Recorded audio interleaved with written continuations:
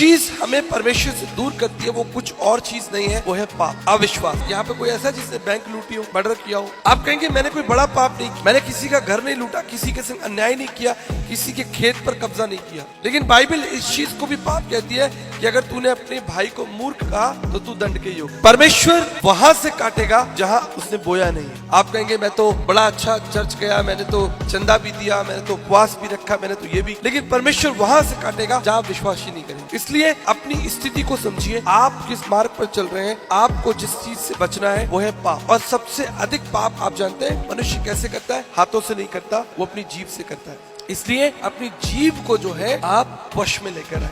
एक बड़े दार्शनिक थे, उन्होंने कहा कि अगर मनुष्य कम बोले तो उसके जीवन की आधी समस्याएं समाप्त हो जाए। सोच कर बोले। खासतौर पर मैं बहनों को सलाह देना चाहूंगा क्योंकि आप मसीह में मेरी बहन है, इस आंगन में बैठी है, ये इस बात को सिद्ध करता है कि आप मसीह की बेटियां हैं और आप मसीह के वचन को सुनने के लिए आई है। इसलिए मैं आपको सीधी सलाह देता हूँ, आप कम बोला करें। अपने घर में, अपने पति से, आसपास के लोगों से, इस बात को मैं बता रहा हूँ, आपको बड़े अनुभव से बता रहा हूँ। ये चुगलियां करना, बुराइयां निकालना, कमियां निकालना, द्वेष निकालना, जलन रखना, मुंह से बोलना, अपनी जीभ को वश में करें, आपके पाप क्षमा हो जाए। मेरी बात याद रखिएगा, कम बोलने की आदत डालें। अब आप ज्यादा बोलेंगे, बाइबल कहती है इस बात को, जीवन और मृत्यु जो है वो तुम्हारे मुंह में है, तुम्हारी जीभ में। याद रखिएगा मेरी बात।